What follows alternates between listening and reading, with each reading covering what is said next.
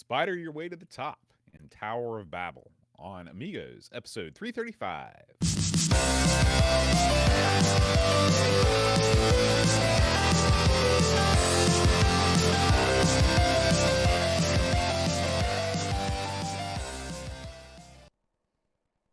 Hi, everybody. Welcome to Amigos. I'm John. And I'm Aaron. And today, Aaron, we're going to be talking about Tower of Babel. Oh, my. Have you ever been described as a Tower of Babel? That sounds like an insult, Boat. Now that I think about it, hey, at least I'm not short. Question. At least I'm not an outhouse of Babel. But no, I've never been called that until now. What is it about you that, I've told you several times. What is it about you anyway? Why are you bringing me into this right away? I don't like where this is going. I've told you several times that you're the true talent on this podcast because you can speak at length on any subject indefinitely. What? Where do you think you picked that up from?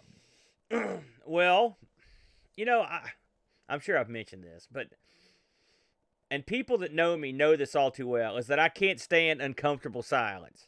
I just can't stand it. And so, even when I'm sitting or in a room with people that I don't know, I can't help but say something. Like on a date, first date, What's your icebreaker on the first date? I don't. See, you would assume there's a plan, but there's no plan involved in what I say. I'm just gonna come up with something, and what I try to do is gauge the person or the room, or if you're like, listen, I've been in court, and you're sitting there with the defense attorney for the other guy, or he's there right beside you. So what do you say to this guy? You talk about his suit, or you talk about how hard it was to get parking, stuff like that, and then you try to weasel your way into something. Sometimes it doesn't work. Have you ever accepted a bribe from the defense attorney? Well, they've never offered me one because most of my clients, defense attorneys, they don't need my acquiescence to try to beat me. Are you saying Johnny Cochran's not defending any of these guys? No, not to mention I'm the last honest man, Bo. You know that. I take a bribe. I like money. I would take. It depends if the money was right, and it depends on how big a scumbag the client was. But I don't see that in my future. In all honesty, just this paragraph of speech could get me kicked out of the entire profession. So thank you, Bo. Appreciate that. No bribe. No bribes. That's our logo. Yep. So, Aaron, it's time to move on to this. Thank God. News, shall we?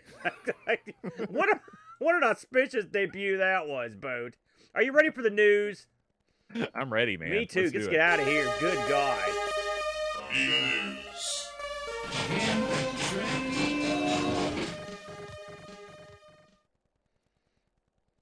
All right, Aaron, there are a few folks, sadly, that have left us this week. It's just sort of been a downer week for people of note that have passed on. Yeah. And the one that's most connected to the classic gaming scene is Mr. Paul McLaughlin. Yes. He was a Bullfrog and Lionhead artist who passed away at the age of 57. Far too young, Aaron. This is a guy one of the guys that co-founded Bullfrog with Peter Molyneux. It's you can't understate the amount of impact that Bullfrog had on the world of the Amiga and the PC later on. He worked on Powermonger, The Syndicate, Magic Carpet, Theme Park, and Dungeon Keeper. That's a murderer's row of games right there. Aaron. Yeah, he ultimately ended up with at the 22 cans, which that didn't go too good. But his body of work, it wasn't his fault. His body of work was beyond reproach. He was involved in the good stuff. I'm telling you, Magic Carpet, when that thing came out, that was really graphically was a game changer for me and my friends. I really couldn't believe that the PC was pushing out that kind of action back in the day. And Bullfrog was that company, and these companies come along occasionally where they're the magic company. They can do no wrong. They're putting out nothing but original grade A material. Of course, ultimately they got picked up, and it all kind of went cockeyed. But yeah, he had a heck of a run, and 57 is, good God, that's way too young. I'm telling you that right now. And he's a good looking dude. It's a tragedy, and he will be missed. But he definitely left his mark, Boat. Absolutely. So melancholy, happy trails to Paul McLaughlin. Yeah. Now, Aaron, this next story you posted in our Amiga news section on the Discord. You said we have to cover this. Tell us about it. I did. Well, a long time ago, I covered. I mean, I can cover it, but on stream, I played a game called Human Killing Machine, and I've done it. I think I've played it a couple of times, and I came across this, and I'm like, this is the wackiest game I've ever seen. And by wacky, I mean garbage game. And so I followed this guy, Matt McMuscles. And McMuscles here, yeah, well, I'm not sure it's his real name, to be honest with you. He does a series called What Happened, where he goes over what happened to these games to make them horrible. So I'm instantly drawn to it. I'm still waiting for his coverage of Top Banana. But with all that said, he covered Human Killing Machine in his worst fighting game series. And the story behind this I'd never heard. Ocean wanted another Street Fighter, and Capcom didn't have another Street Fighter, because apparently Street Fighter 1 sold great for Ocean, and so, or was it US Gold, whoever it was, they decided they just make their own Street Fighter 2 or 3. Can't be that hard. And they even pitched it to Capcom like, listen, we will call it Street Fighter 3. It'll be awesome. And Capcom was like, no, we're not doing that. So they just made their own Street Fighter, and that's what Human Killing Machine was. It's a game where you can only play as one character, and you travel the globe fighting other people and animals occasionally, and glitched up bosses. Like a game where you can really give it to an animal or two. Well, listen, I don't know what to say. Hey, we got a lot of fighting animals around here, if you know what I mean. The dogs, the roosters, everything.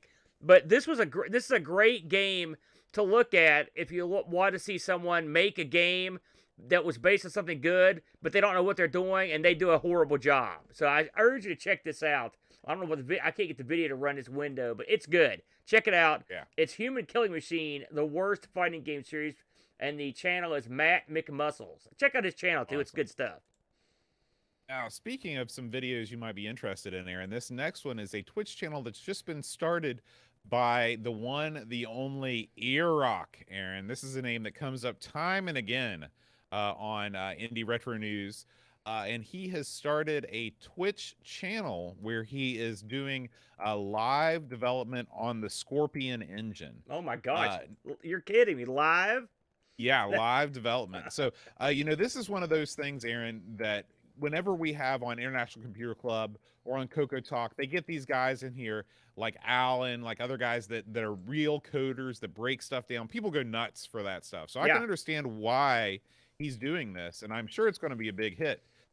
He is like I said, he's a well-known coder and he invented the Scorpion engine. It's his thing. He's working on so many games. He's working on a new Rick Dangerous. This is a 32 color edition.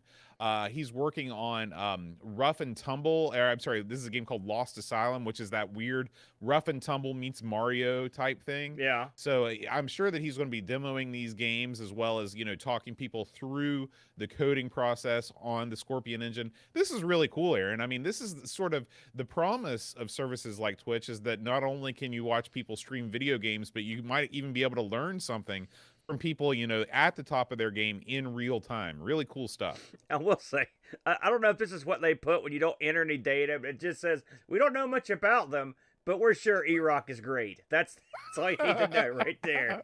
It's early days. Yeah, early days. Clearly he's just getting this channel rolling. But yeah, we like E-Rock. He does good work. Yeah. And Aaron, our final news story this week, it's been a little bit of a slow news week here on Amigos. We have, now do you remember this guy? This is the D4XX. Oh, yes. I remember him all too well. Yes. Another cool guy picture. That's right. A couple weeks ago, or maybe it was a couple months ago, he released a Turrican remix album. Yeah. Well, he's done it again, Aaron. He's done it again. He has released a remix album of the music from Jaguar XJ220, Aaron. Now, I will say, unlike the Turrican music, I haven't heard it a million billion times already. So I'm going to be checking this out. And of course, the way that Bandcamp works with the majority of their music, you can listen to it as much as you want for free. And if you decide to pull the trigger, listen, it's €2. It's €2, Aaron. I might buy it just to throw some bucks towards the funding of a new Cool Guy picture by D4XX. I was just thinking we should look up who made his Cool Guy picture and see if they can make us cool. That's true. We could put some zeros and crap in our names and get over, man. Listen, if you start putting Leet Speak and Amigo Aaron, you want to talk about fandom. That's all, how you get it. That's all I'm missing, eh? That's how I'm going to go for it. Hey, since it's a slow news thing and since they're coming up, let me get into a couple things real quick here since we're in the news. Yeah, man. The first thing I want to talk about is next week. Now, Bo, this is going to be a big week for our channel because we're doing International Computer Club. It'll be next Saturday, 4 p.m. Eastern Standard Time, and it will be a happening, Boat, because we've got the biggest lineup we've ever had for International Computer Club. I think we've got eight entries this time around. 8 big entries, and it is all over the place in terms of what they're going to talk about. Some people are not even sure what they're going to talk about, but by God, they're going to talk about something. But it should be a happening, Boat. And we've started earlier this year, so it's going to be 4 p.m. Eastern Standard Time. And the date on that, once again, will be Saturday, the 29th of January. That's a week from tomorrow as we record this, 4 o'clock p.m. For International Computer Club. Now, there are 2 ways to participate in this, Boat, as you know. The first way is to simply show up on Twitch. This will be just on the same place you're at right now. This will be on the Amigo Retro Gaming channel on Twitch. And we'd love for you to come in, stop by, and participate in the chat. The second way you can entertain yourself and get more involved is to join us in the Discord area. We'll have an International Computer Club Discord voice and video channel, which we've been running these from. So if you're on our Discord, just hop on in. You can hop in and out if you'd like. Come in. If you can't stay for the entire duration, that's no problem. We understand we've got people from all over the world, and we'd be more than happy to accommodate you by having you come in. You don't have to even give any sort of demonstration. You can just come in and have a presence in the room. That's International Computer Club a week from tomorrow, the 29th. You looking forward to that, Boat? More than anything else I can remember. I love ICC because, I'll tell you why.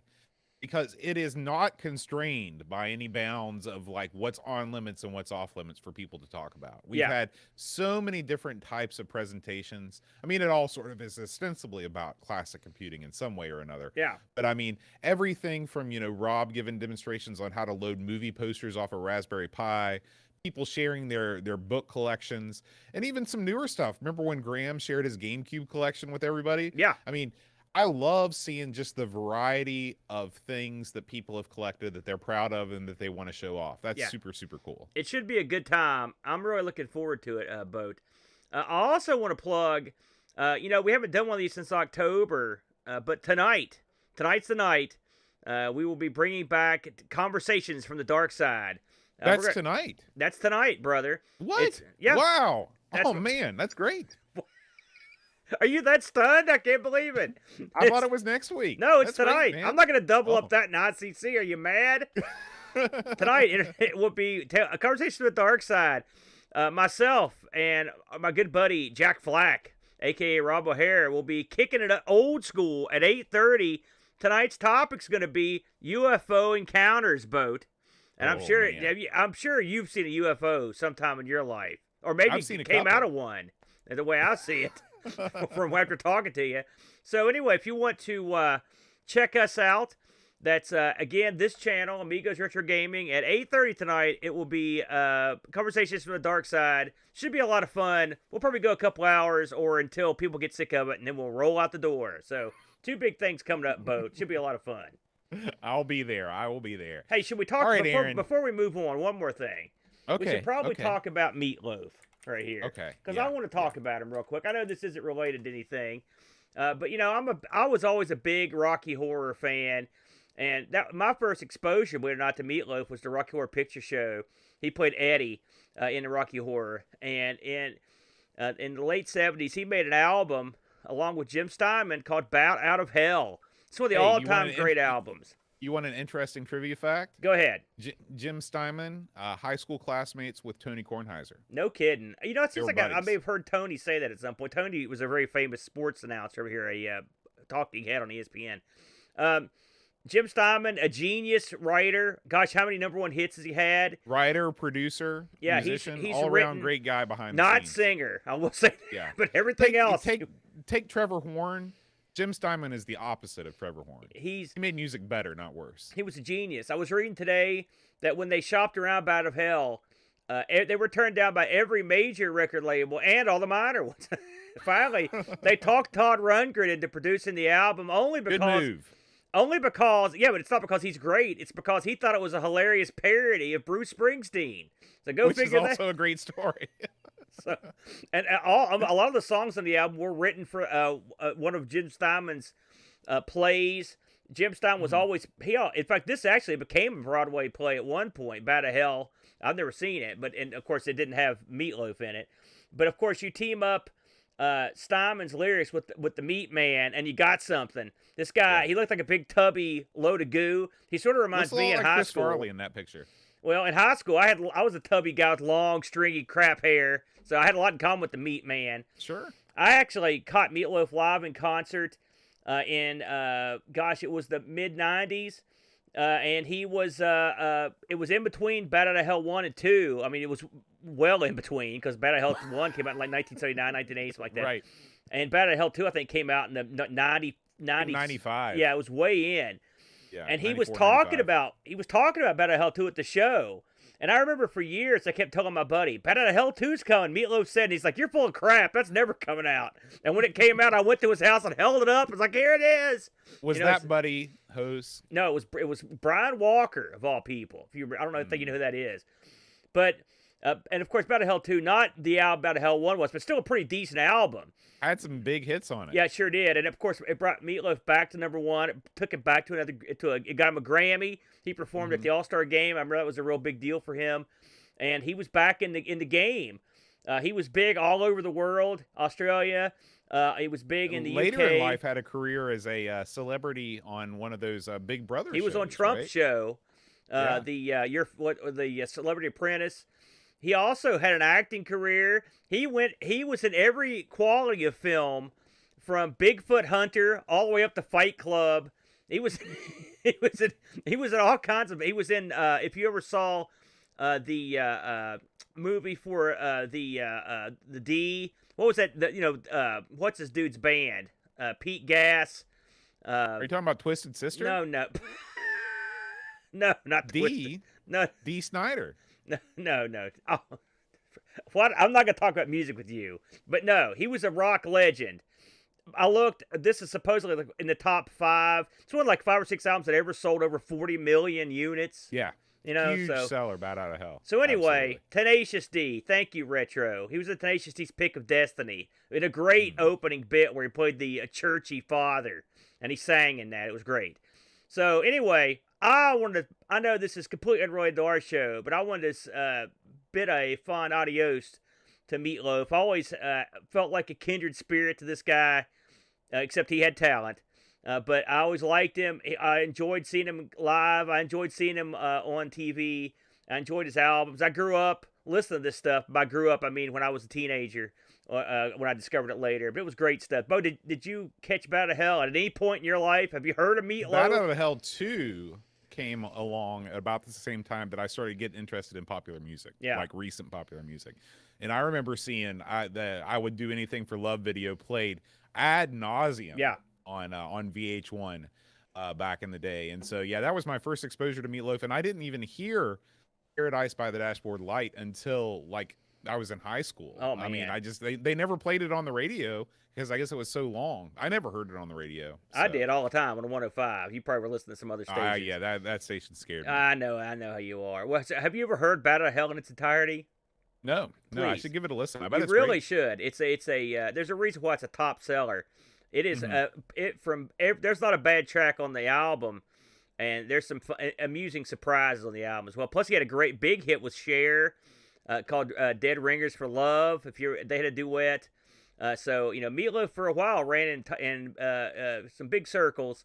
He was up and down. He had psychological problems. He saw a psychiatrist most of his life, including he had his voice left him, and it was all in his head during I've heard tours. about that happening. So it's he's a real interesting guy, but he overcame a lot to be a big star, and he will be missed by me, Boat. Okay, that's all the fandom I can put out for the Meat Man. Carry on. All right. Well, let's talk about another guy we're a big fan of, and that's Frank over at RetroRewind.ca. Yes. Also big in the Australia. new products are coming fast and furious, Aaron. This past week, Frank has released unto the world a A600/1200 compact flash to IDE adapter. Now, you know how important these things are if you want to get a WHD installation going on your Amiga. It looks like, I've seen these before, and this one looks just like a better quality version of what I've seen in A600s before.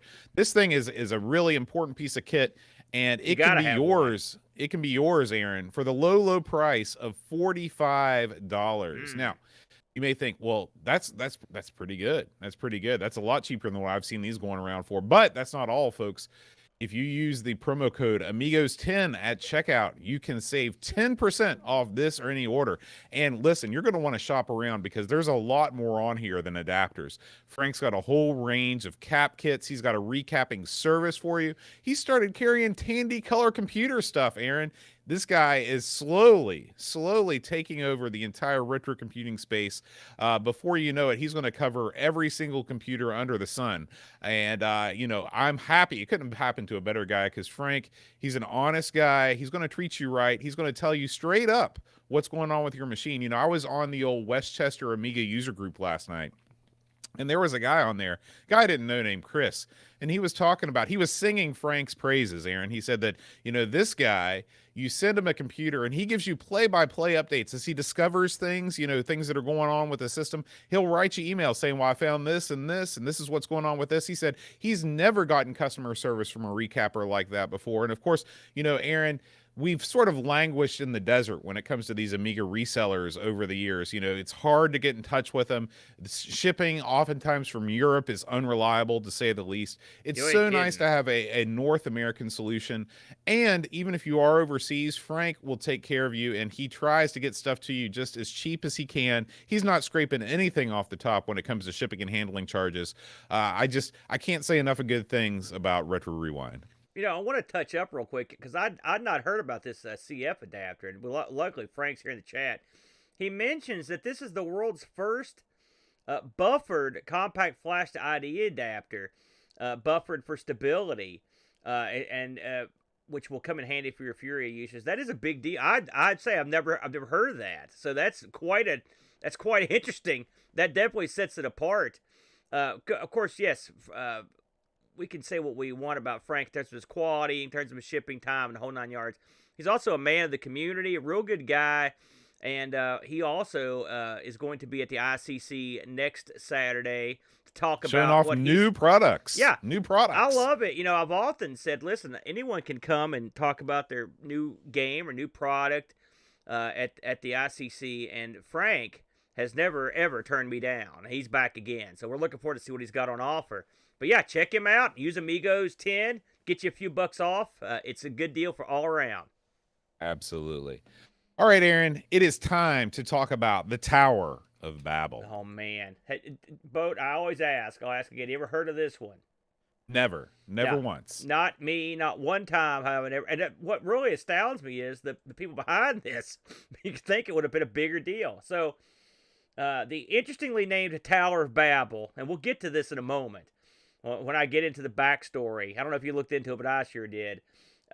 This was released in 1990 on one disc. That's astounding, isn't it, Boat? It's another example of just like how little space flat shaded polygons take up. It's the Elite 2 thing all over again. Now, this was published by Rainbird, which is sort of like Microprose's little publishing arm.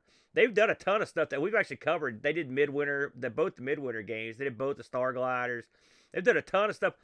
They published a bunch of these graphical text games, Boat, on the Amiga. Really? Have we ever done one of those aside from the H.P. Lovecraft one? I don't think we have. Oh yeah, we definitely have. I think Hounds of Shadow wasn't that's the H.P. Lovecraft one. Yeah, that's all. But that's aside from that. Have we ever done another one? Oh, okay, right. I don't think we ever have. And that one didn't have that many graphics. So for the future, that might be something kind of interesting because those are a big deal in the Coco. But they did tons of those, including one simply titled "Fish" with an exclamation point at the end. So I don't know what that's all about. They also published Weird Dreams. Now that's a strange game. If you ever played that one, that one I have fooled around with. So everyone's got this listed as developer unknown. So I'm assuming this was developed in-house at Microsoft. And when you hear who worked on it, you'll understand why. So this was coded by a fellow named Chris Newcomb. He did a game called First Contact, Granny's Garden, and he also did Gunship 2000, by the way. It was also coded by a fellow named Pete Cooke, who did Tau Ceti 2 Academy. He did Granny's Garden, Harlequin World Circuit, and he also did F1 Grand Prix. So there's a lot of car stuff from him. And the game design was also by Newcomb.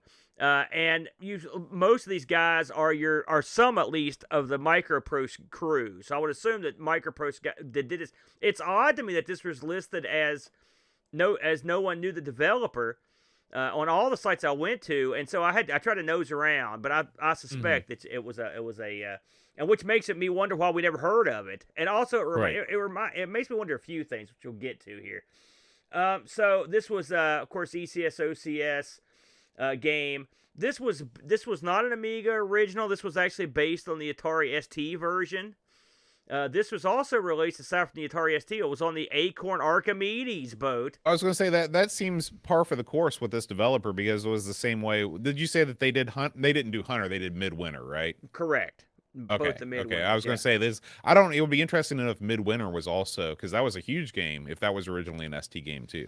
Yeah, so I know it was on the ST. So listen, now, Boat, I don't usually read a ton of flavor text on here, but the story is, I'm going to summarize it as best I can. Did you look at the backstory for this game? I have. I'm looking forward to seeing how you summarize it. Well, I'm going to, because it's a whole page, but I'm not going to read the whole page. So we know, they mentioned in the manual here that, of course, there was a flood, Noah built an ark, and the people of the world decided to congregate in a place called Shinar, and that's where they decided to build the tower. And this was the tower that they were going to use to commune with God. All right, sounds familiar, doesn't it, Boat? Well, I'll tell you something, Aaron. Yeah. As somebody who's a little familiar with the Bible, the Tower of Babel is one of those stories that it has very little basis in. Like the story that we know is not the story from the Bible. This is a story that has been expounded upon by later people. Because in the Bible, the story is people built the city. God told the people to disperse all over the world. The people said no. The people said, we're going to build this great city and we're going to congregate here. Yeah, okay? That's what we do. And God got angry and God destroyed the city. The tower part of the story, the thing that people associate where they built the tower to try and reach God or talk to God or whatever, that's not in the Bible. Somebody came up with that later. They mentioned the tower one time in the Bible, and it's no different than a tower that's in any great city.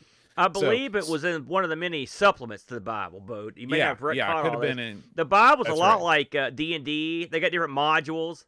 And this one was, and what a riveting title, too, the Tower of Babel. I like it. It's a good title. I can see why I went with it. Never crap on a good story. And it gets better because these guys also must have thought that the Bible's version was lacking, and so they juiced it up a little bit for the game. They're playing the Champions mod version. Yeah. The purpose of the tower, of course, so you could communicate with God didn't work. Okay, unfortunately. And God never saw the tower. But, it says in the manual, it did attract the interest of a passing Narabas Class 1 cruiser from Xantor. By the way, there's another one of those classic names from the 50s. You know, these old you can tell old guys that grew up watching Flash Gordon crap. When you think Xantor, you immediately think of a bald guy with a red pointy beard with some major league eyebrows. Yeah. So this is the cruiser from Xantor. By the way, it's a planet in a solar system some 30 light years from Earth. So, now it says here, being benevolent beings, the Xantorians left a triad of robots to assist the people of Shinar with their tower. So they effectively left robots to help these people build the tower. This is sort of, isn't that the whole story of the pyramids too? How the pyramids really got built? Listen, we haven't got to that game yet. Okay. So the robots were sculpted in the form of the Xantorians. So these robots look a lot like Xantorians. And they were instructed to teach the people of Earth about life and the universe in general. So it's a weird thing, because as far as I know, these robots don't speak. Yeah, well, I mean, we don't know that. So being humans, of course, we dropped the ball. And Right. so we worked with these guys for a while. But eventually, people started leaving. And there were only a few of the Shenarians left with the spiders. And they had a good relationship, but eventually it went south, okay? So what happened was there was like basically a revolt. And the spiders wanted to keep building this tower because it was their only way to get home, to build the tower high enough to send a communique back to someone and tell them to pick them up, if you could believe that. You'd think they know they were there. They dropped them off. But right. they didn't know. And so the humans were not happy with this. And so they started making traps and pitfalls and screwing with the spiders to make them fail, okay? So it's your job to help the spiders overcome these traps from these jerk humans that left these things all around to try to prevent My question is, do you think you play as a human or a Xantorian? You are a Xantorian. You are, okay. Well, you're a robot in the image of a Xantorian. It's sort of like Zool. You're not an ant. You're, representative of a Xantorian-like species. Now, before we get into this, I wanted to ask you. Of course, when you hear the phrase Tower of Babel, okay, what do you think of? Right? What's the first thing that pops in your mind? The story from the Bible. Okay, bam. Okay, there you go. Now, what doesn't pop into your mind? Spider robots from Beyond the Moon, for example? Xantor? That's right. And so I think that they did themselves no favors with the name of this. Also, the Tower of Babel is not in it, or Babel. It's not in here. There's a bunch of towers, and it really doesn't have anything to do with what you're playing in the game. Well, listen, I'm gonna take the other side on this. All right. I think this is a game... Because once you've bought the game and you've started playing the game, they've won. They've got you, okay? You've bought the game. Yeah. So calling the game Tower of Babel and putting making the box seem like, and the game does have a tower in it. It does, multiple towers. Right. So, I mean, does it fit the story at all? The biblical story? No. But... I think the point was they wanted to have something tower related that people could catch on, that people would gravitate towards, because you can think of a million cool ideas for a Tower of Babel game. I mean, something as simple as like a Jenga clone you could call Tower of Babel. Anything where you're building a tower. Now, unfortunately, this is not a game where you build and or climb a tower. Well, I guess you kind of climb one. And the towers really aren't towers either. So there's a lot of things. If I saw this game on the shelf and I saw the name, I would think to myself, "Hey, this must be like some kind of religious game." Yeah, you got a point there, because and how many big hit religious games do you know about? Zero. Yeah, that's how many. That's true. You got a good point there. You can go see Wasp, or you can go catch Striper. Who's gonna? And I don't like either band, right? I'd rather see Striper, but you see my point. Now that much said, there is nothing biblical or religious about this game in any way, except for that little bit in the opening. And so right. I wonder if the name didn't do any favors, but I'm just guessing. Well, now it's time to talk about what the game is, Boat. How would you summarize? It's funny, even in the categories on Lemon, they've just got they've got one of the categories as unknown. They just gave up trying to categorize it. So how would you categorize this game? This is a 3D first-person puzzle game. Okay. Well, I mean, yeah, I'd say you're right there. With some minor actiony elements. I mean, very minor. What I mean, this is basically a game like Sokoban, where you're pushing things, you're pulling things, you're interacting with your environment to achieve some sort of goal. You could call it a first-person Adventures of Lolo. Wow, you're really getting out there. I guess I see what we're talking about. The game, but to at least give people a basis that haven't seen this game. Okay, this game casts you in the role of 3 different robots.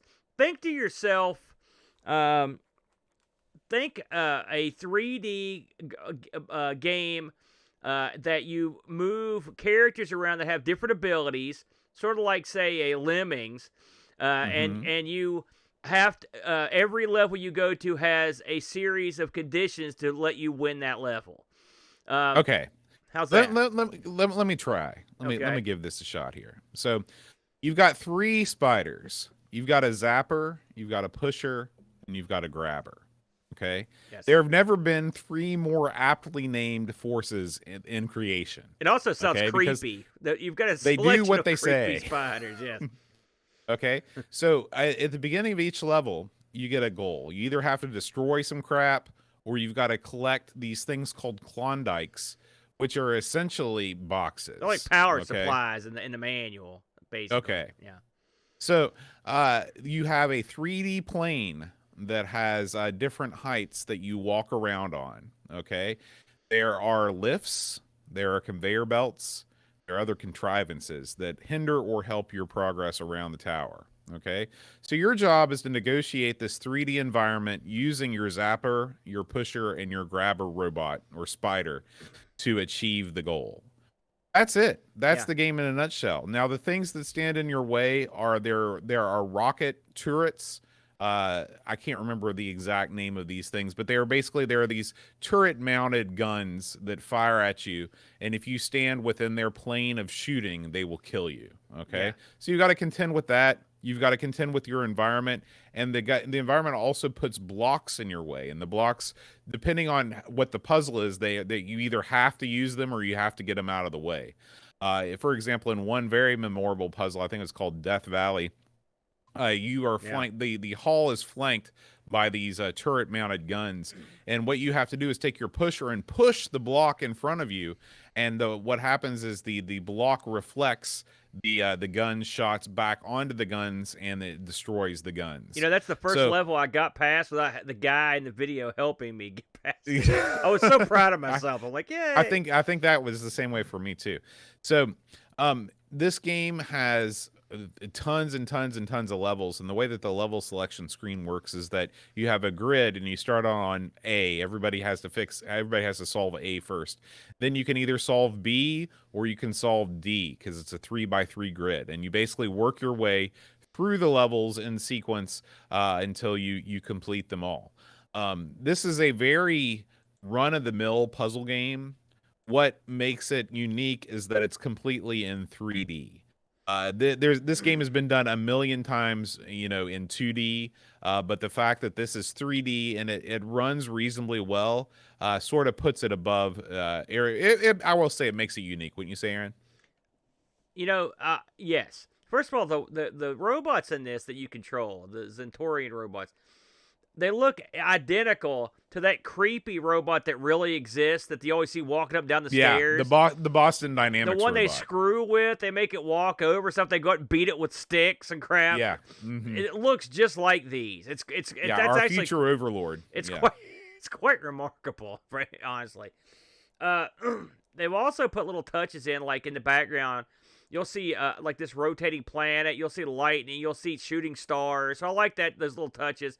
The game itself, when we first started this game, I first loaded this up. And if you don't look at a manual or anything, all right, because I always, how I am, I loaded it up, and you're confronted with the screen. The screen consists of basically a view area, which takes about half the screen. And then underneath that are like a bunch of like arrows and a bunch of buttons. And I was just looking at this like, I'll never figure this out. I'm screwed. Yes, that was exactly the same thing, because this is where this game, okay, we've talked about the game itself. Like, once you know how to play the game, how the game is played. Yeah. Okay. Where this game is not good is the way that you're greeted with the game. Because there is a tutorial in the game. Yeah, it's hard. It doesn't really teach you anything. Well, I mean, it assumes you understand the controls right away. What this game gives you is a tremendous amount of control from the beginning over lots of different aspects of the game. Yeah. And so what you've got is you've got buttons that show you various camera views. They're the compass points north, east, south, and west. So you can look at the level from all over. And when you've selected one of those camera points, you can use the directional arrows that are to the right to zoom in, zoom out, go left, go right. You can really scope out the entire level, before you do anything. If you're patient enough to do that, because it ain't fast. What they should have done was make this completely different. This is the part of the game. Like, there are two things in the game that they should have done different, and both of them have to do with the camera. Yeah. The first is, instead of making you choose a direction and then zooming in and out around that, as if you've got 4 cameras mounted on, the compass points of the level, they should have given you a completely free roaming camera that you can move around exactly how you want with the cursor keys and using the mouse. Okay. Yeah. This can be done because Elite did it. Okay. It did. Yes, I agree with you. And I was thinking more like something like, at the bare minimum, something like a Mario 64 style. Well, Elite did it a million billion years before Mario 64. I know, but I mean, it would be the camera, a free roaming camera that you could control easily would go a long way in this game. Right, because you're right. And the reason why I use Elite is because it's a contemporary game to this. I understand. So you can't. Okay. Well, Elite didn't have as much going on the screen as this does, and probably not use. Probably Elite didn't take as much computing power. And this game does not have a lot going on the screen. It's got way more than Elite. I don't know. It's got a lot of stuff going on, and I'm assuming that. There's nothing ever in motion except for you in this game. But there's still you're the only thing that moves. It's generating a lot of stuff in real time. Listen. We don't know, okay? But whatever reason they had, they didn't do it. All right. Yeah. Maybe they didn't. This is early on. Maybe they didn't think of it. Okay, we don't know. Now, I guarantee you they didn't think about it. They didn't think of it because nobody had come up with a good way to control cameras. I mean, that's still a problem in games now, is camera control. So I don't blame the guys, but I wish that is something that they could have done that was within the realm of possibility. Yeah. The second thing but that is the worst part. Yes, I agree with that. The second thing, I don't think that's the worst part. I think this is the worst part. The worst part is the default view of your robot. Because when you click on a robot, it immediately transfers you to first-person view. Yeah. And that makes it extremely difficult to navigate through these levels. Yeah. Okay? Boy, ain't that the What truth. they should have done was and Aaron and I both got this from a guy, I think his name's Big Ian, if you want to check out his video. This might be the one that is that the one that's playing right now? I'll look while you're talking. Go ahead. Okay. But he's like, listen, this view is no good. What you need to do is set this, and this, and basically zoom the camera out so you can see most of your spider as he strolls about the level. Now, I wish that you could have gone further and even zoomed it out a little bit more so you could see the complete spider. The way that it works with the most zoomed out view is you still can't see the very bottoms of his legs as you move around, and that makes it better because a lot of these you move from square to square. It's a square-based game, and a lot of times before you can move in a direction, you have to reach the midpoint of a square. And I wasted so much time like trying to get on a lift. You think you're on the lift, you're under the gun because these levels are timed. You hit the down button, but the down button doesn't work because you actually triggered the back button because your robot hasn't reached the middle of the square yet. And the reason why you can't see that is because you can't zoom far enough back out to see the robot's legs. Oh, it's Big Ian with apostrophe S. It's Big Ian. Check out his video. He's great. One of the and like you said, the camera. There's no real way around this. His camera angle is great, except there are times when you need a first-person perspective because there's something in front of it, but you can't tell because you're behind it. And so then you've got to go and either change it back or change camera views and change robots. Hopefully someone else can see what's ahead of you. I guess what we're saying is it's a labor-intensive event to get through the seeing everything and keeping track of your robot. Now. Go ahead. Here's the next part, okay? So we've talked about the robot selection. So if you're listening to this, think in your mind a screen full of buttons. Okay, that takes up almost half the screen in this game. On the right, the leftmost column is your different robot selection. The middle is your controls. It's basically a left, right, up, and down button. Fire button. There's also a pause button. And then the right side of the screen is something totally wacky. Okay? Yeah. Because you can play this game in one of two ways. You can play this game in real time, where you are controlling the robot directly. Okay? Or if you want to, and I assume that some of the harder levels you have to, you can switch into what I like to call the old Robo Rally mode. Yeah. Okay. Yes. If you've ever played the board game Robo Rally, one of the all-time classics. I was calling it Big Tracks mode, but yeah, it's exact same Big thing. Tracks mode. So what you can do is you can actually program in movements for each robot ahead of time, and you can program up to, I think, 8 movements.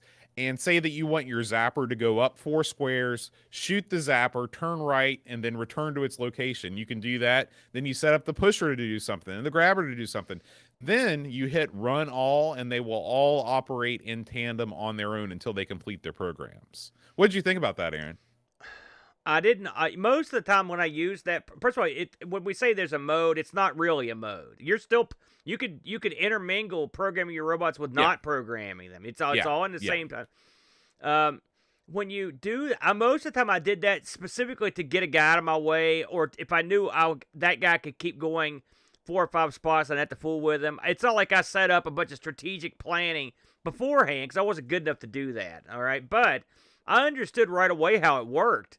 Because again, I've got one. In fact, people see it on my shelf back here, the old Big Tracks. That's how you program the old Big Tracks. You use the arrow keys, the fire button, then you hit go. So it's not a concept that's too foreign to me. And you're right, it's just like Robo Rally. Luckily, unlike Robo Rally, in this you're not going to fall to your death. I mean, you can still screw up, but in Robo Rally, you really hosed. In this game, there's only one way to die, and that's if you run out of time or if you get shot. That's two ways. Okay, you're right. That is 2 ways. There's only 2 ways to die in this game. Yeah. And now there are actually, I don't know how far you got into this boat. I watched some guys. There's really not a ton of video in this game either. I looked. But there's stuff up ahead. There's also like proximity mines. I don't know if you saw those. Oh, yeah. You're right. I didn't know about that. I just forgot. There's also different sorts of lasers that can do different sorts of stuff that are not just mounted. It's, of course, just like any game of this type, as you get in the higher levels, it gets wackier. There's also this jumping robots that bebop around. You got to take care of them. So there are targets out there. They can kill you. But what will often kill you is yourself. I've shot my own robots many times. That's something that's irritating. And it's a neat effect because if a robot gets shot, you know it immediately because your screen immediately goes to static, and you're like, okay, that's that one's out of commission. I've been pondering the best way to describe this game since I played it, because this is not. If you're listening to this in your car or whatever, and you're trying to in your brain, you're like, what are these goofs talking about? If you picture a 3-dimensional like grid basically in your head. You move your robot one grid spot at a time. And every time you want to move him forward, for example, you have to hit the up arrow for every movement in any direction. All right? So he won't go 10 squares forward unless you program in 10 squares. Otherwise, he'll just go one spot at a time. And that's how the game goes across this checkerboard landscape with different levels. There are ellipses like boats that go up and down. Some of the missions involve you just going out to shoot people. Some of them involve you... Not people. I mean, robots. Some of them involve you, or guns, or whatever. Some of them involve you having to get those Klondikes. Some of them are timed. Sometimes you'll have to go out and risk one and literally kill one of your own robots just to get the level completed. They regenerate for the next level, so it's not like you're screwed or anything. They don't you stay oftentimes gone. have to sacrifice a robot to move on to the next level. Sometimes they just get them out of your way, but and you can win the level, but even if you kill, sometimes you have to have a certain robot to survive. But if you don't need him and you kill him, it's okay. Keep the level, keep going. It'll tell you when you screwed up to the point where the level's over. In between levels, there's a little cut scene that shows you some action. it's interesting how you pick levels in this. Like Bo said, they give you this sort of grid work. It's basically like I think it's like, what is it, four rows of 4, something like that. And they're lettered A, B, C, D, E, F, G, H. And so once you pick a letter, then you get past it. You can pick any of the adjoining letters, and you sort of work. So you don't have to go through them in alphabetical order. You can skip around.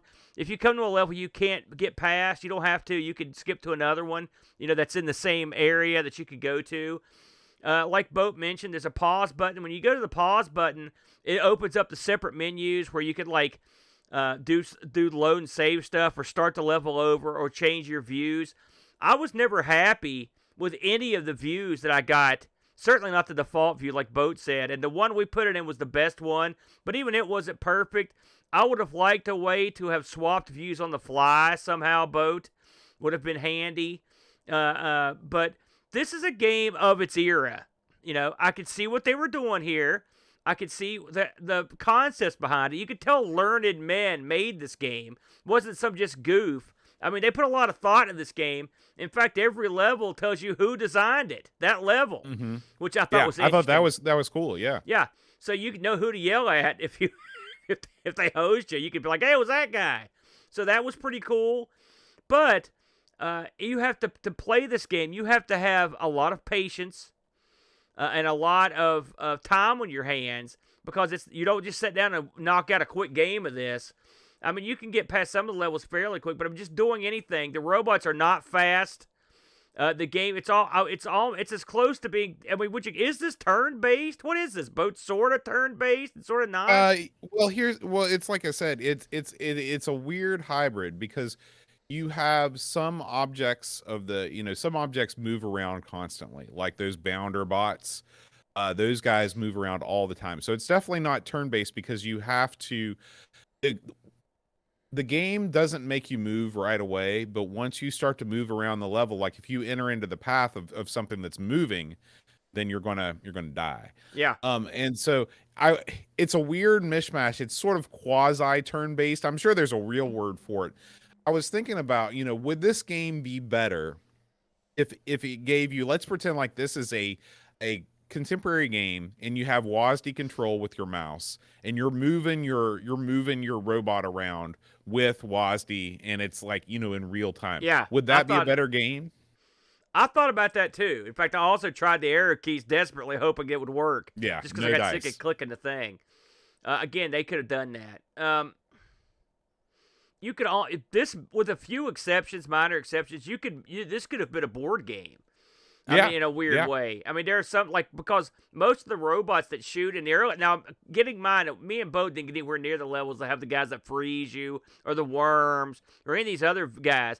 But most of what we saw were like with guys that would just shoot you and they hit when in line of sight.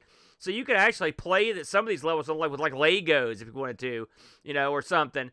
I think it would be easier to tell what was going on doing it that way. I don't think the arrow keys, I mean, it would have been a convenience, let's face facts, but to me, this is an example of a game. This comes from a time, the brave new world of computing, where they were trying every sort of game they could in 3D. Yes. This predates the consoles by a large margin, because computers could do 3D before consoles could. And so they took a game, because like I said, it's basically just a moving block puzzle type game, and they brought it into the third dimension, and it doesn't completely succeed, but I don't think it's a garbage game by any stretch. I agree. In fact, part of me really enjoyed it after I figured out what was going on. And some of the elements, and by the way, there's also an editor to make your own towers, which would be interesting. And apparently there's a fan base out there that's really into this game that has done that. I think this game, this would be a great game to do a reimagining, which apparently that's happening. I know they said in 2015 they did a remake of this for the iPhones. And apparently there's another version in the works that's like a fan made version or something. So this game's living on. I mean, it's got its fans, but again, it's a game of its time. If you're comfortable in the way it's set up, you'll be okay. Bo, do you remember that game we played on the ZX Spectrum, and it was big on the C64, where you take the robots and you try to take over other robots? And, that was I think that was Spin Dizzy, right? No. No. It was. It's real famous. Oh no, it's the 3D. It's the it's the isometric 3D game that. Yeah, I know exactly what you're talking about. Paradroid. That's it. Thank you, Paradroid, Sue. yeah. I thought about maybe how this would play with that isometric view, where you're, back where you could see the whole level. That might have been something they could have thought about doing too. I think I would have enjoyed this without the 3D element as it is. I think I like to be further back because, again, I don't like to fight having to see what's going on. And now they use those elements in the gameplay as part of the puzzles. They will hide guns and stuff, and it will require you to actually check out all the cameras so you know where the hidden guns are. So they use that as a game element, but I think they could have just as easily not done that and changed the view to like an isometric maybe. But I'm not even sure how that would have worked. Just a game of its era. Right, it's a game of its era. This was early in the people just didn't know the right way to do 3D yet. Some would argue that we're still working on that. Yeah.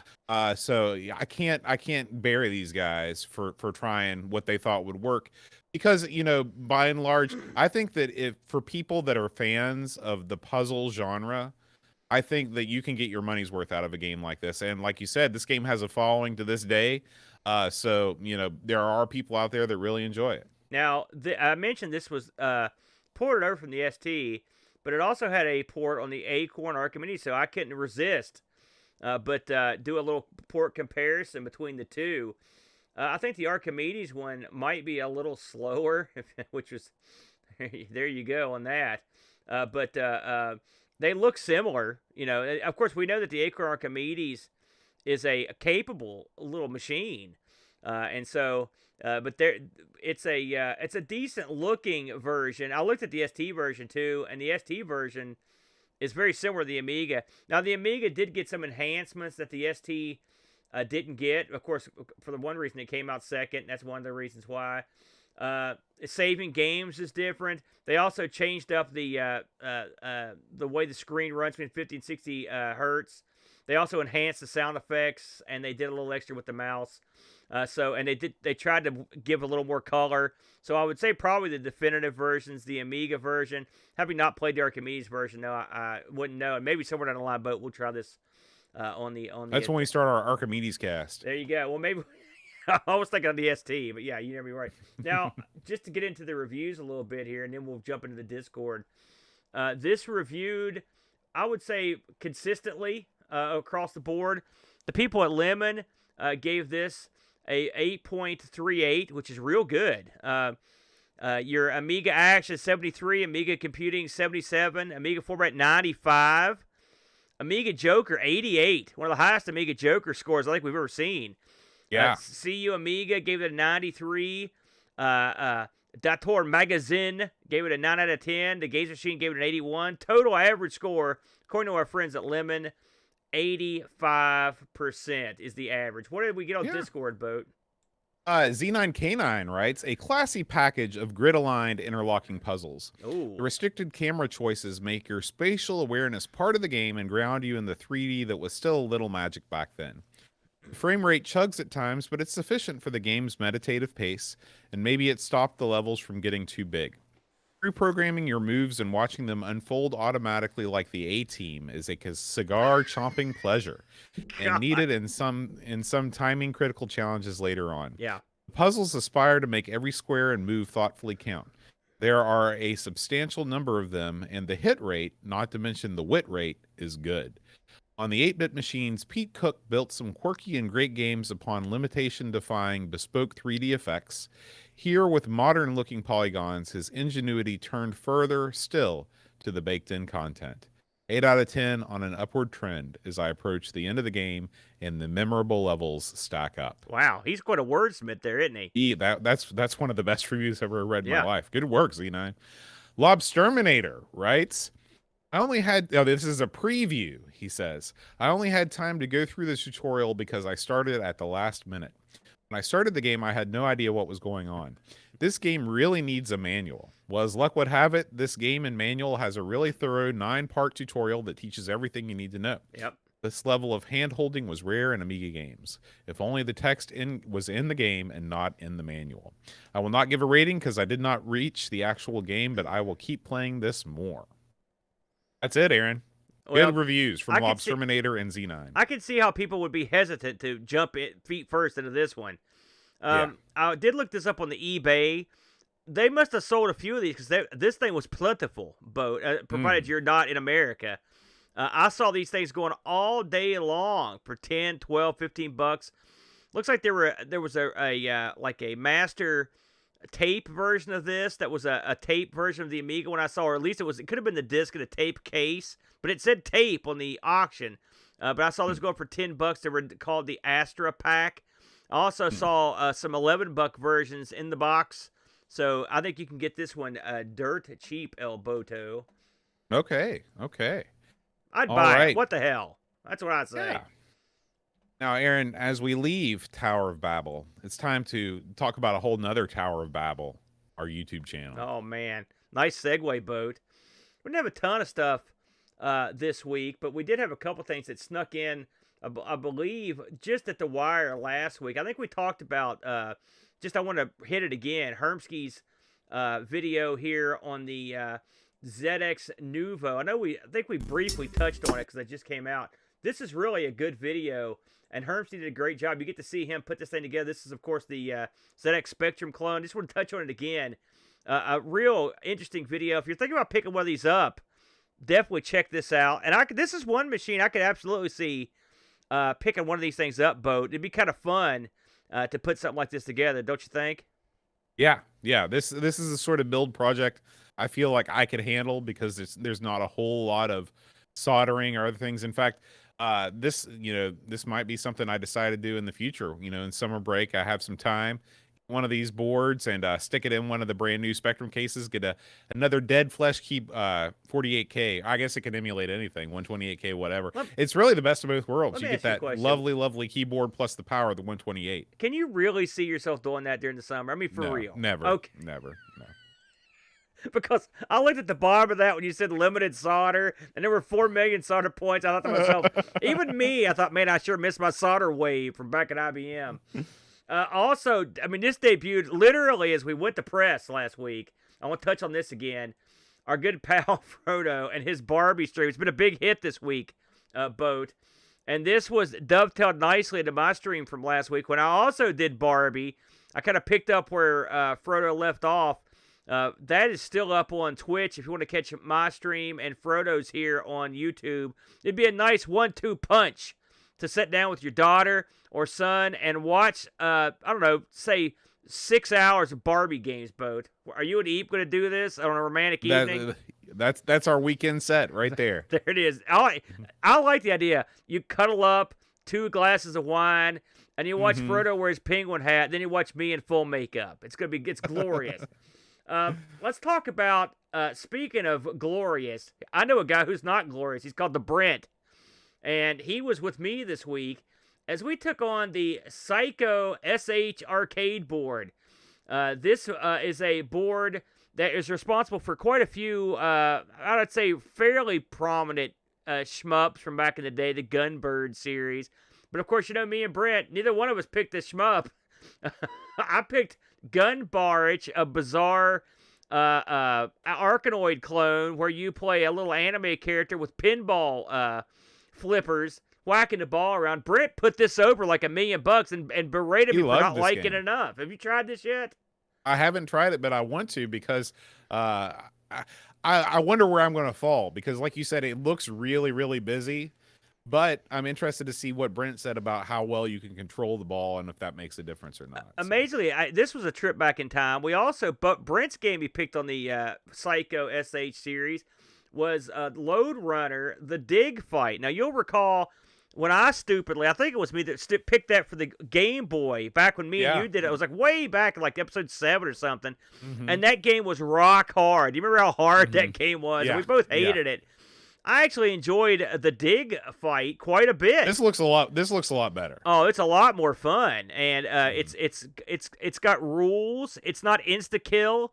I think this is a winner. If you're a fan of Load Runner and you haven't tried this, I sincerely think you should give this a whirl. I think it's really good. So Brent did a good job.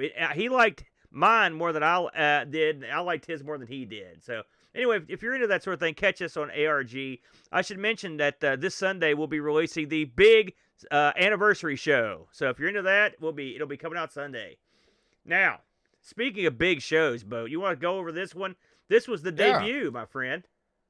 So it finally released after months of trying to convince you to do the show. Well, and then I wouldn't put it that way.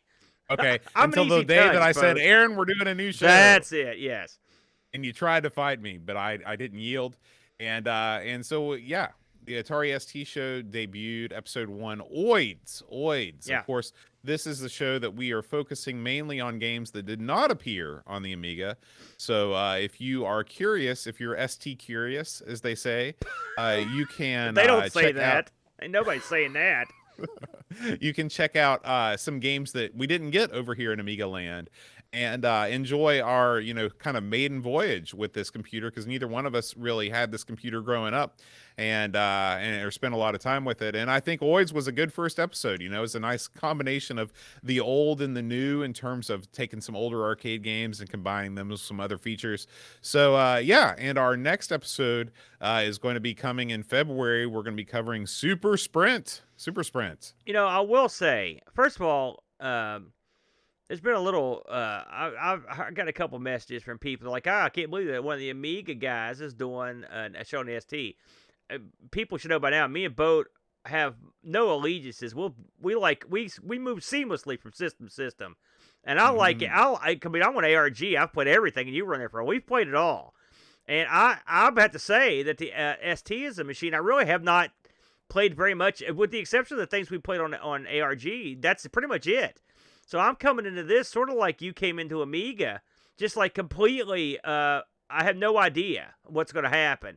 I will say, this first game was real good. I was real impressed. It really played well. Now I've heard this is one of the top games in the system, so at least we started off on the right foot.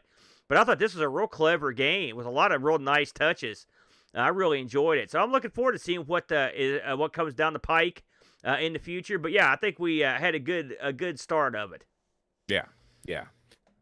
What do we got next, Aaron? Last but not least, the Boat. Our good buddy, the Flaxter.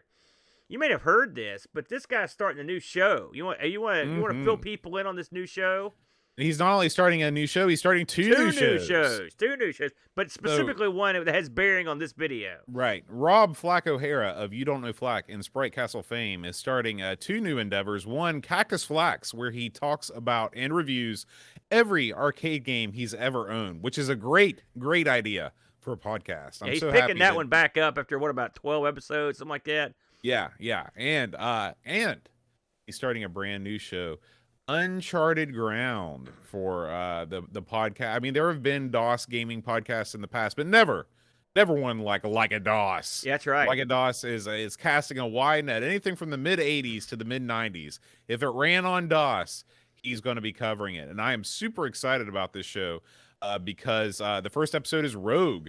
And I love Rogue. I love me some Rogue. So I'm looking forward. And of course, Flack did a Rogue stream to celebrate the upcoming launch of Like a DOS. And I guess that he took his normal digression at some point, didn't he, Aaron? I only caught the very end of this, so I didn't get to see. So he actually goes through and talks about concert tickets, and I did hear about that. Yeah, stuff like that. And so, the great thing about Flack is you're never bored when you're watching his stream. He's always got something going on. He's telling stories. He's pulling stuff out from behind his back, and he's playing some great games. So definitely check out this week's Sprite Castle stream called. Well, I guess this is going to be a new series, the Like a DOS stream, where he's playing Rogue. I will say, I did play Rogue back in the day, but Flack plays some Rogue. I mean, he goes 2.5 hours of playing this Rogue game. So if you're into Rogue, and I know a lot of people are, this is the stream for you. So check it out. And also, Bo, we should mention that Like a DOS is going to be on our network.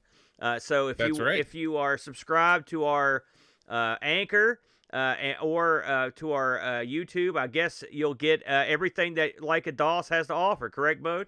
That's right. Like a DOS, and I believe Cactus Flax is also going to appear on the Amiga's Retro Gaming Podcast Network. There you go. So you don't have to do anything. Just keep on subscribing to our network feed, and you will get all of the shows. There you go. That's all we got, Boaster. That's all we put out this week.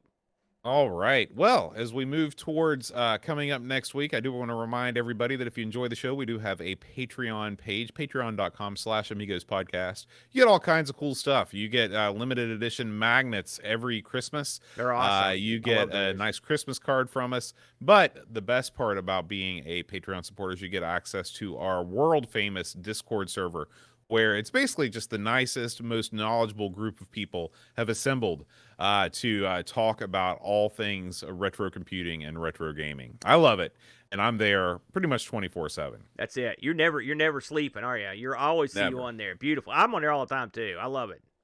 So, Aaron, speaking of Patreon, we have last week's Patreon song challenge. Now, if you recall, last week's Patreon song, we were live, and we were together. We were live, obviously, but we were together in the arcade. Yeah. And I did it off the cuff, and I'm reaping the benefits of doing it off the cuff because nobody got it. Nobody got last week's song I didn't challenge. know I had no idea what you were. I wasn't sure it was not a song, maybe some sort of old chant or something like that. You know, like some kind of, or a sea chanty, something like that. What was that?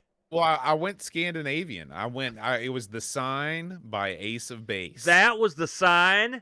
Yeah, it was. It was a sign that you suck. It's what that was. I did all the parts. Plus, I did the instrumental interlude. Man, I can't, because I don't hate Ace of Base, and I'm appalled. I'm going to make re-listen of that, try to pick that beat up. Horrible. So, nobody got it, but hopefully somebody will get this one. Oh, we got this one. The June bugs are back, and we've got something special for you. If you know it, send me an email at john@amigospodcast.com, and I will send you. I will announce you as a winner on next week's show. If you're in the chat, send me an email. Don't put it in the chat. That's right. All right, Aaron, hit my music.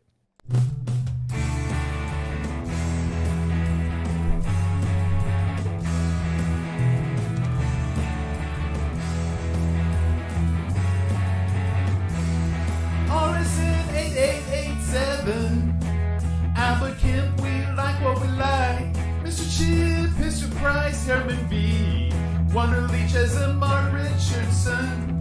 David Hearn, Chris Edwards, Remo K. David Terrace, Drew Carlos. Matthew Mobius, the Phantom Magnus. Seth Gates, Alistair B. Christian Brussel, David Z. George Rosansky.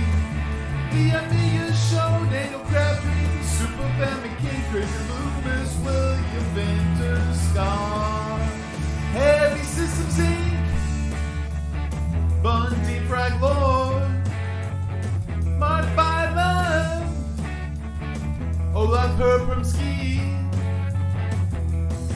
Alien Breeder, Dave Velociraptor, Cowboy Boy Langdon, St. John Williams, Luke Hudson, John Cook, Bomb the Bass Rotor Winner, Solon Size and Tech Mage, Jürgen, Mr. Cole, and Bernhard and Lucas, Jerry Dennington, Zorglum, Reflection, Simon, Nice Cap and Crispy, Killer Box and Caffeine, Gary had the free lunch, Kate Box, David Pickford, Cameron Armstrong, Andy Jones, Lux Terminator, 10-minute Amiga, Retrocast, Bernard Quinn.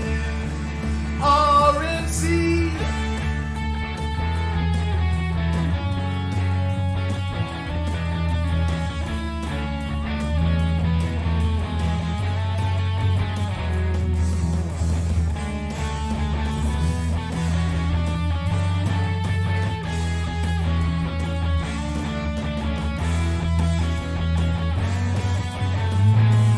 Andrew Joseph Harrison.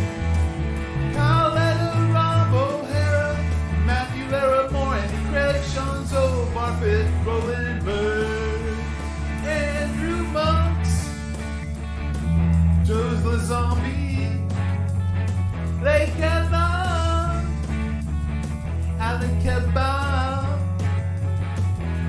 Checo Dave Devil, Lord John Marshall, Matthew Perron, Ricky DeRocha, Creepy Dead Boy, Biggie CTZ, The Slow Norris, Stefan Sorgard, Martin Edmund Helen, Christopher Hassel, Ravi Abbott, Chris Foltz, Lawrence Giroux, Grant Bedke, Adam Battersby, O'Brien's Retro and Vintage, Harry Hucker, Paul Harrington, Duncan Styles, Stage from the Crypt, Josh and Adam Bradley, Jonas Rulo T.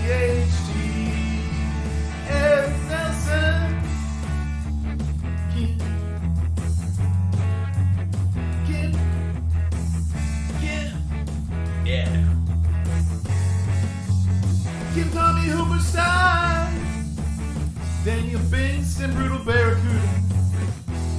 Darren Cole shakes and warns pixels at dawn. Bjorn Barman.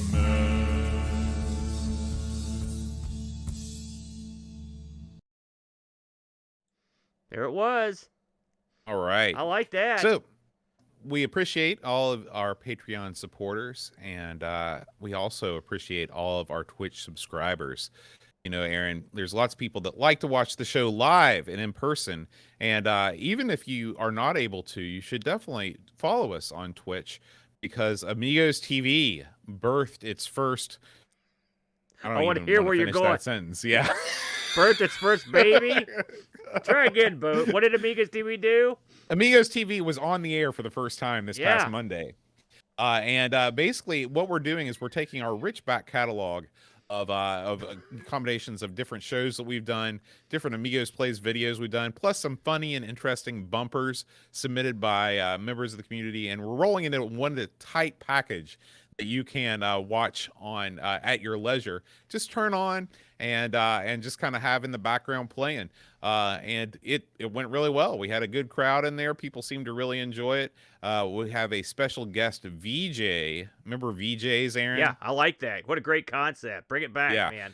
So we're going to have a special guest VJ on the next block. So if you follow us on Twitch and get notified, you'll know exactly when Amigos TV is coming back. But we're here to talk about the subscribers, Aaron. We want to thank all of the Twitch subscribers, including Edvin Helland, who's joined us live right now from the Man Cave, Qubits, Negsol, Buck Owens, Orom, Macintosh Librarian, Monza Mess, Steve Burtz, Back to 8-Bit with Hermsky, Frodo NL, Still Adolescing, Texas Foosballer, Explorer, Butterbird, I Am Chris Folds, Real Retro Dude, Da Crabs MTG, Grizzla, Demoscene TV, M. Kelly 0904, Blow Jellyfish, Am I Steph, Blue Train, Bum 7, Great Al G, Captain Chaos DK, Eeyore 4077, The Amiga Show, Gary Heather, Lord Soup, Scumboy, Luminate 08, Amiga Live, Dragonbane OZ, John Marshall 3, Paco Take, Uber Scuba Diver, Mitsuyama, and Retro Jerry. Thank you guys so much for subscribing on Twitch. Thank you. Now, Aaron, next week, guess what? It's time for another strategy simulation game. What did we just play? Yeah. What did we just play?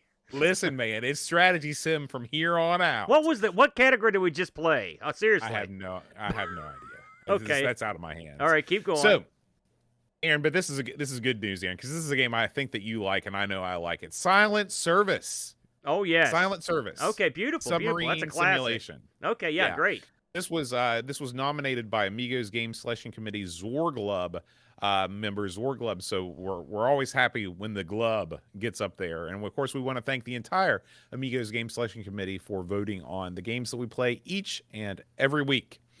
All right, guys, we're gonna hang it up. Thank you so much for listening. We will see you next week. Until then, adios. Adios.